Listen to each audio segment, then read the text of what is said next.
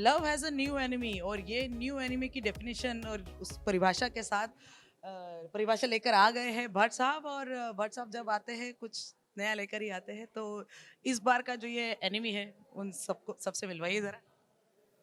विक्रम भट्ट जो मेरा चेला है, प्रोटेजी है, वो हॉरर फिल्म्स के लिए जाना जाता है हिंदुस्तान में, विश्व में, जिसमें वो कभी कभी कामयाबी से उसने कुछ अच्छी लव स्टोरीज भी बुनी है। तो मैंने कहा इसे क्यों ना हम एक लव स्टोरी कहें जिसमें हम हॉरर डालें, मगर इसमें जो विलन हो वो केवल वो डराने वाला यूनिडायमेंशनल जो अतीत में जैसे भूत को हम प्रोजेक्ट करते थे, वो भूत केवल ना हो, मगर वो खौफ हो जो इंसान जिससे जूझता रहता है। वो डर जो है हमें सताता रहता है, अपनों से बिछड़ने का डर, अपनों को खोने का डर, रिश्तों का डर। उसके दायरे में रहते हुए हमने एक प्रेम कहानी कही है।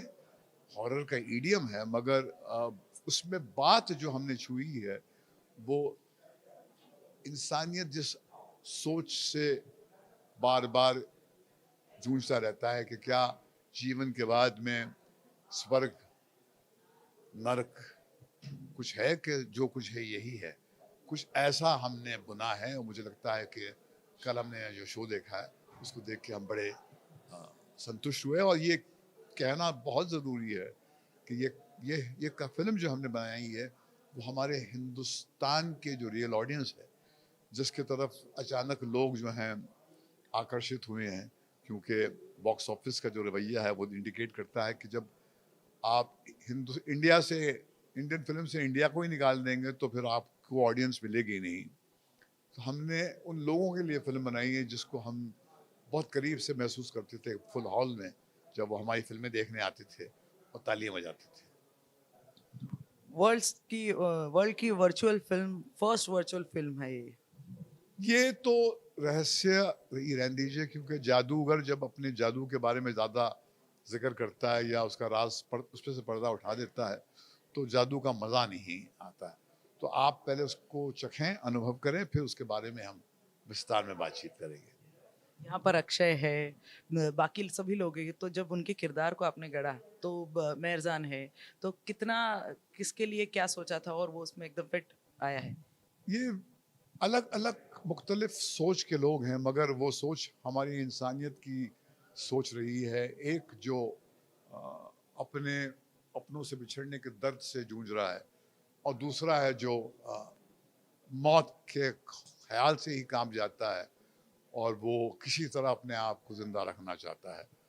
तो ये दोनों अलग अलग किस्म के लोग हैं जो आपस में भिड़ते हैं, और फिर हमारी कहानी का एक ऐसा चैप्टर खुलता है जिसको आपको देखना चाहिए, क्योंकि उसका सस्पेंस हम खोलना नहीं चाहेंगे। इस बार ये जो सस्पेंस जो लोगों के सामने खुलेगा, म्यूजिक हमेशा की तरह फिल्मों का आपके हमेशा हिट रहा है, और ये म्यूजिक जुदा होके भी, तो कैसा लग रहा है कि इस बार थिएटर फिर से खुल गए हैं और लोगों का रिस्पांस बहुत अच्छा आ रहा है, तो इसके लिए और कितना अच्छा होगा, एक नया मीडियम भी। देखिए, सिनेमा हॉल के खुलने की खुशी तो हम सबको है, मगर ये भी सच है कि सिनेमा हॉल में उस तरह लोग नहीं जा रहे हैं जैसे पहले जाते थे। और ये लगता है कि वो जो मिडिल ऑफ द रोड एक सिनेमा था वो तो बिल्कुल गायब ही हो गया है।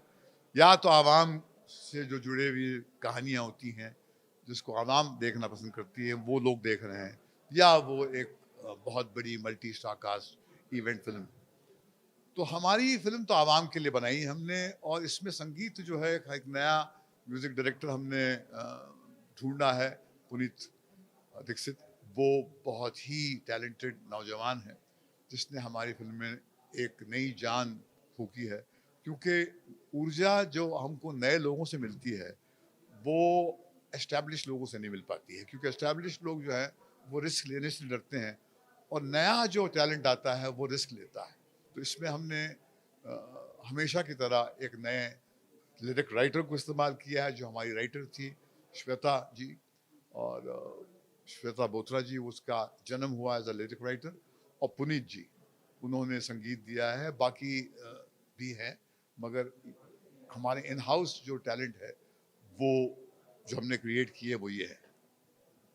और जाते जाते new Nana of the town कुछ कहना चाहेंगे? कुछ हमारी तरफ ओर से आपको बहुत बधाइयाँ पहले। शुक्रिया, मगर ये एक ऐसा रोल है जिसको निभाना बड़ा मुश्किल होगा, क्योंकि अब हम बाप के रोल से निकल ही नहीं पाए थे, क्योंकि जब आपके घर में बच्ची इतनी टैलेंटेड हो और उसको आप देख के ही हैरान रहते हैं, उसके अचीवमेंट को देख के ही हैरान बार बार होते हैं, और जब अचानक लगता है कि ये बच्ची अब जो है वो माँ बनने वाली है, तो जीवन का जो रहस्य है कि पता नहीं कहाँ से ये ज़िंदगी की धारा शुरू हुई है और कहाँ तक चलती जाएगी, तो आसमान की तरफ आँख उठती है, बस हम हैरत के साथ देखते ही रहते हैं, वाह कुदरत, ये क्या है, ये क्या रहस्य है।